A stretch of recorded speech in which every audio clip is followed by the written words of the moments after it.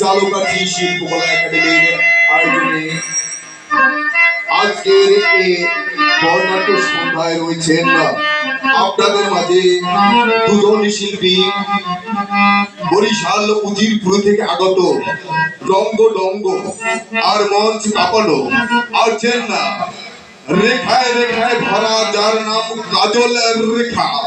তারই সাথে সাথে পাশাপাশি পাল্টাপাল্টি জবাব হয়ে যাবে সেই স্বনামধন্য দক্ষিণবঙ্গের কৃতি সন্তান চারি সম্রাট আব্দুল গনি বয়াতির একমাত্র সুযোগ্য পুত্র আব্দুল হক বয়াতি।